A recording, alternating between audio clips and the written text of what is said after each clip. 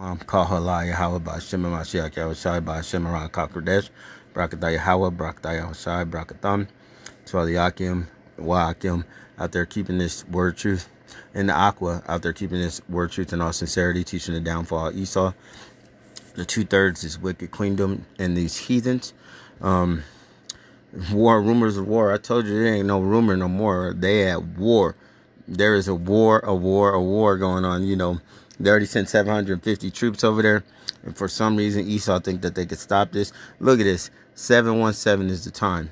That 1 becomes a 7. So that's 777. We lucky. We about to get up out of here. Yahweh Shem Yahushai. Woo. Look at that. 4142. Hey, the water Yahweh Shem Yahushai. We about to get up out of here, man. You know, prophecy coming to pass. You know what I mean? Iran under attack. Just watch the video.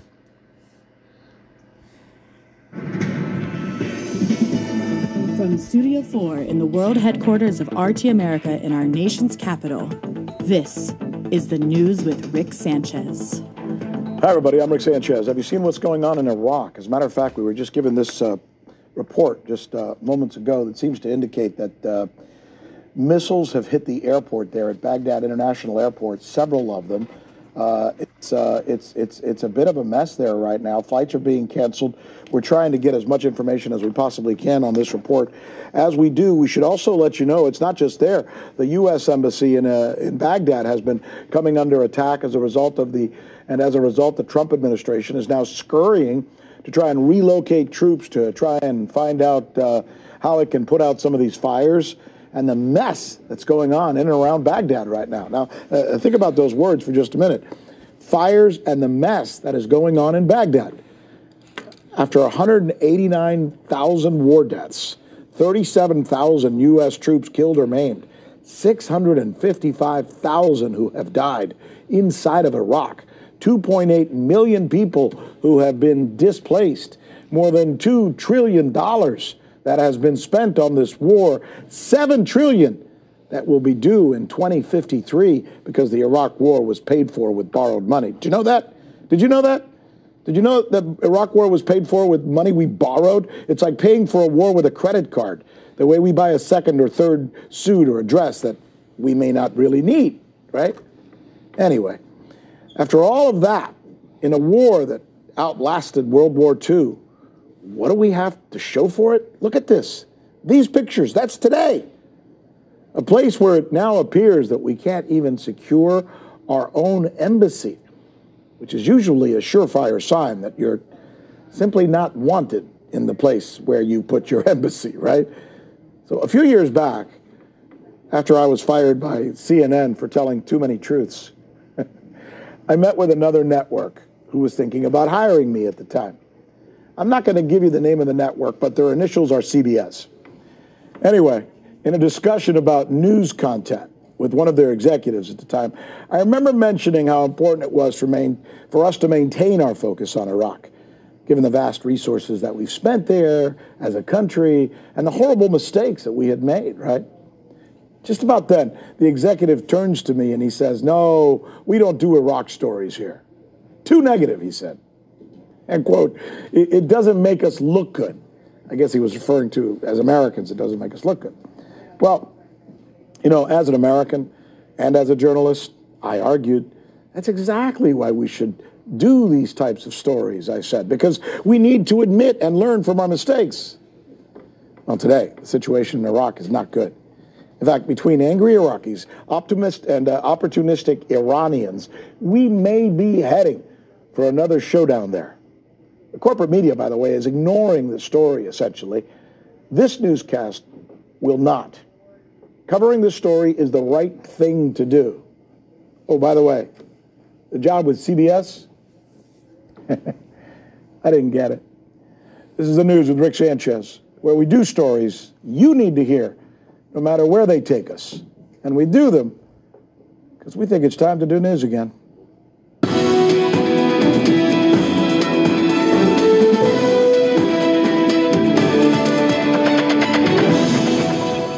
All right, here we go. The list of the questions we think you're going to be asking tomorrow.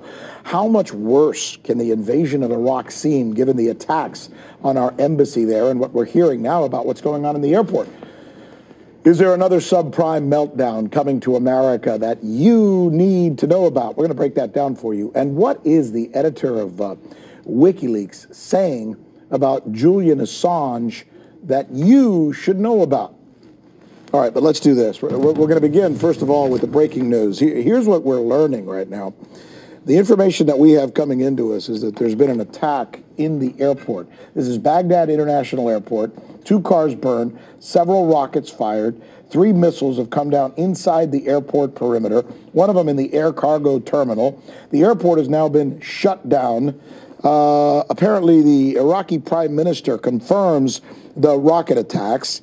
This is crazy, given what's going on there right now, what has been going on in Baghdad, where the embassy was attacked earlier, and where, in fact, by the way, there have been protests against the embassy and against U.S. presence there.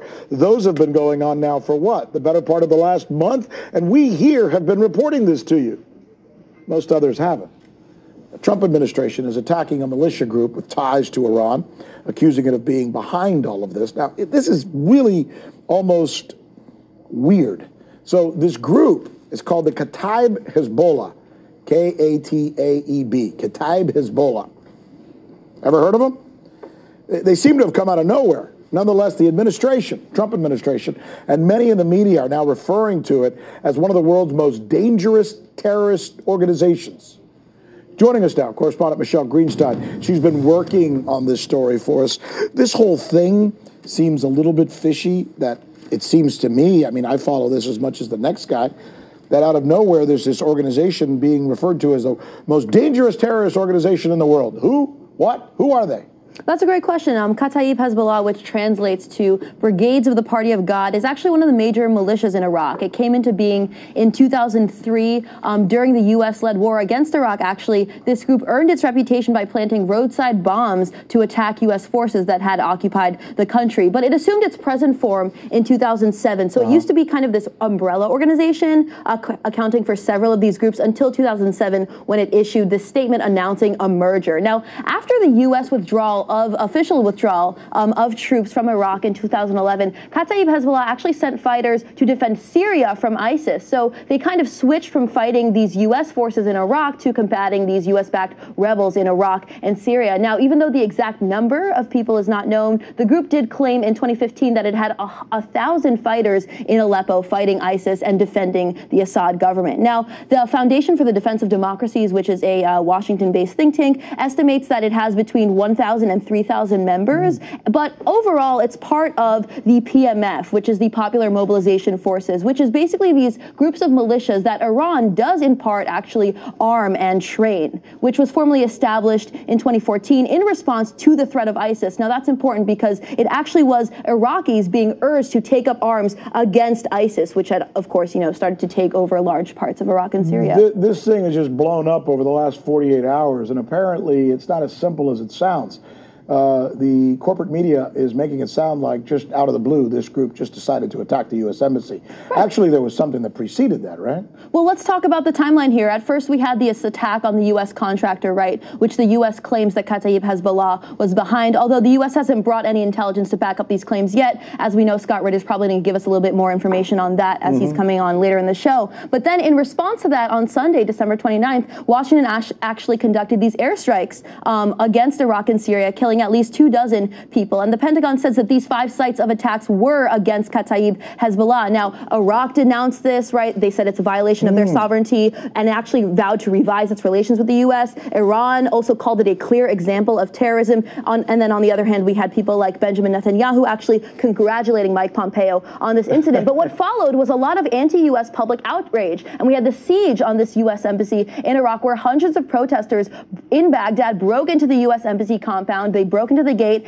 and they were shouting things like America is an aggressor, down, down USA, no, no Trump, and even burning U.S. flags, which is why it's interesting that we have members of the corporate press saying that this is not a sign of anti-Americanism, but actually it's a sign of Iran's influence in the region, even though they're chanting things like down, down USA. You're absolutely right. I've been monitoring the media today, and even on some of the cable networks, they've ignored everything that's gone into the story, all the context all together.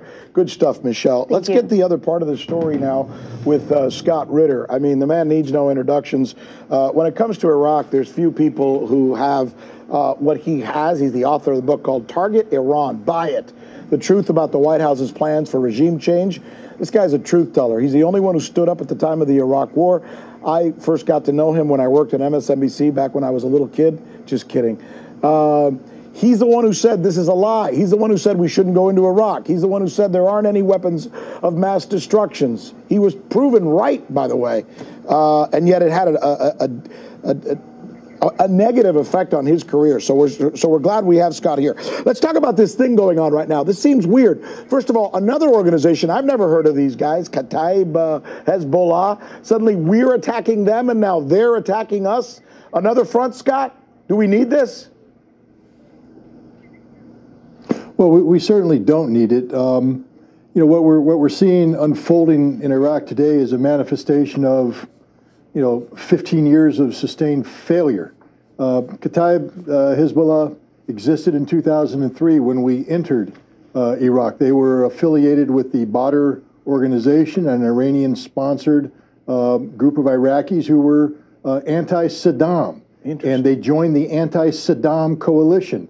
And they helped, us deal with the post-Saddam realities of Iraq. Really? And one of those realities was that a Shia-led government were going to come in. You're telling me they used to be our allies. They were our allies, and now they've turned against us. Or I guess we've kind of helped turn them against us. Wow, who knew? Well, again, the problem is we tried to install a government that the majority of the people of Iraq did not want.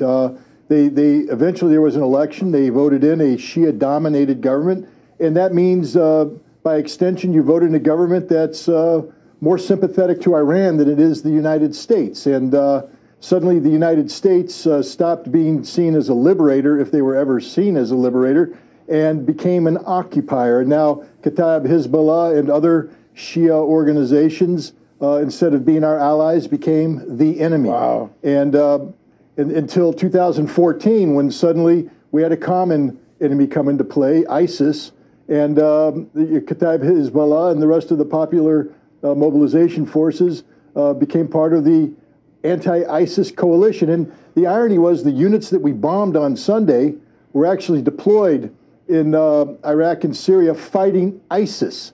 They weren't attacking the United States. There's no evidence put forward that Kataib Hezbollah or these units in particular were involved in that attack. So we, in effect, became the extension of ISIS. Well, right on your calendar for tomorrow, we'd be lucky to try and get you back. I have a feeling there's going to be more to tell on this story. Again, the breaking news is that there's been a missile attack on Baghdad International Airport, this after an attack on our embassy, this after protests there, this after an attack against this organization there. So a lot going on. Scott Ritter, great guest. Thank you, sir, for taking time to join us. Thank you. By the way, here's another story in the corporate news media is ignoring at our own peril. It could be an auto loan crisis in the works, very similar to the subprime mortgage crisis that triggered the 2008 meltdown. Look at this chart. I'm going to put something up for you, all right? Delinquent car loans are way up. That's the bottom. Yo, this is funny, man. This economy is going down. There is war on the rise. It doesn't matter what people say. This war is on the rise, and there ain't nothing they could do to stop it. Everything's in the hands of Yahweh Shimei and Shai. That's just what it's gonna be. You can't do nothing. They say rumors of war, man. It's done. Hold on, let's see what this I put. The world is on fire, headed into the new decade. Happy New Year. Yo, that's some funny ass stuff. But it's a done deal, man. There honestly ain't nothing that people could do. The world is done. Everything is done. Just like you see this Foot Locker commercial in the background going on. It's done. Prophecies already fitting. There's nothing that Esau can do. You know what I mean? You're gonna go over there, and the funny part is, you could tell it's for the girl, this Khabib, whatever the fuck the name of the company is. Just like fuck means fornicating under the consent of the king. It's not a cuss word. Whatever the fuck, this group is called. They were at war with the U.S. and then they went so-called or against U.S. and they so-called went with the U.S. So that means that they probably working for U.S. just like the ISIS did. You know what I mean? So time's up. You know what I mean? Like the Bible says, Esau he got short time. So it is what it is. All we gotta do is wait it out, keep praying, keep our faith. Finish up everything we supposed to finish up, and pray that we finish our missions, and that we show you how about Shimei Shai that we worthy enough to be called His elect, or that we worthy enough to get into the kingdom. Because we still got Jacob's trouble coming. But a lot of people don't think nothing's going on. Like I already posted the video about the volcanoes and everything about to erupt. People still lost. They still care about their fucking shoes. Like Malek Arya said, you know how niggas love their Foot Locker. So with that said, this shit is done. It's done. It seems like everybody just want to fucking party, and these agents still gonna keep trying to ask us questions and everything else. And, just keep praying, keep your faith in Yahweh Shimei Shai. Whatever he tells you to do in dreams and visions, or that little voice you hear in your head, him telling you to stay on your path. Because right now, we all gonna fall still, but right now ain't the time to be like, super falling, because it's like the angels is already here. Our brothers is already up there riding on chariots. They in the clouds. They just chilling. They waiting and they taking down notes and passing them to Yahweh, letting them know what's going on. So, keeping the faith, keep posting these videos. This artificial kingdom is going down, It is going down. There is nothing they can do. And these women are these women. Like I already posted a video of a 13-year-old and them stabbing up some woman in college, It's done, man. This shit is done. Like the other day, some Muslims, these Muslim cops or whatever, end up snatching up some kid who's a so-called blood because he said something to one of these Muslim ladies, and I think it was out in New York, and all these bloods went after him. But luckily the cops showed up, because his dad, instead of calling the cops, called the homies. So, man, there's about to be war all in the streets, man, all kinds of shit. This shit gonna be chaotic. And for y'all people that's like, Esau's only the white man. That ain't true, man. You gonna have black Esau coming after you. You gonna have Chinese Esau coming after you. You have Korean Esau. You know what I mean? You gonna have so-called white Israelites trying to help you out, but a lot of y'all gonna be turning it down. You know what I mean? You gonna have, you gonna have Hamite-looking Israelites trying to help you out in this time. You know what I mean? People gonna get woken up. Or even if they don't get woken up, sometimes these 2/3 is still going to be trying to help out. They don't know, the Most High going to try to deliver us in whatever way he can, You just got to have faith and just remember, man, this kingdom, this ain't no kingdom. This kingdom is done. It is done. You know what I mean? Like he says, can't nobody deliver out his hands, So it's done. Once it started, it's just a snowball effect. We already have... Everything's on fire, as you see. The world's on fire, bro. The world, Akim, this world is on fire. And it's going to get a lot worse when these earthquakes keep happening. This food is bad. These farmers can't grow stuff. And it's just going to get a whole lot worse. It really is, truly. And I know he's got to be putting that spirit on you, that Kodash on you guys to, like, hurry up and finish whatever he's trying to tell y'all to do, because y'all gonna be pilgriming. A lot of y'all think y'all just gonna stay in these houses. Man, nah. When they come in, the Most High is gonna, he gonna lift that standard. Some of y'all gonna be locked in these projects. Some of y'all gonna get taken up in these FEMA camps. Some of y'all gonna get arrested, Now, when I say y'all, I say us, So it's just what it is, and it's hard to, and it sucks because it's hard to trust a lot of people, because you got a lot of Akim out there, saying that they teaching the truth, but they over here, selling everything, they selling their soul. They over here selling fringes, shirts, head wraps, do-rags, music videos, beats, everything, The same thing Yahweh about Shimei Shai. Yahweh Shai went into church and flipped over, you know, went a temple and flipped over the table. You know what I mean? You ain't supposed to be trying to make no money. You know, people trying to be comfortable in this time. It ain't time to be comfortable. It's not time. If you want to be comfortable right now, you are not in the right spirit. I mean, the elect is gonna be comfortable, but you know, you gonna eat, you gonna drink, but you still, you know, we still gonna go through stuff. You know, Adawan Ratazah, Al Ratazah, you know, we are the elect. But, you know, as a man thinketh, so shall it be. I mean, if you believe you're the elect, then most likely you are, because you got to think about it. There ain't that many people out here trying to, you know, do this word, trying to stay in, you know, not overly righteous, but trying to do their best to keep the law, statutes, and commandments to the best of their ability. You know, you got 2/3 that's still going to wake up. You know what I mean? So it's just, man, it's time, man. This fire's going on. You know, they about to draft you women that are at ease. You 16, 17-year-old women, you about to get drafted in, man. Trump already signed that executive order. You know, it's time. It's a done deal. Just like all these fires over there in California, I be trying to tell people, man, them fires is set up for a reason. They did them fires to move people out of there because they know that people when this war crack off, you know, Russia and them gonna come in. They don't want people hiding out in the mountains and the jungles and, you know, well, not jungles if they got jungles, but being able to hide, you know, burn everything down so they ain't got nowhere to hide, you know, because Russia now be right off the coast. You know what I mean? So with that said, I hope this was edifying. Shalom, Yahweh Shem Yahshai. Brakatah Yahweh, Brakatah Yahweh Shai, Brakatham.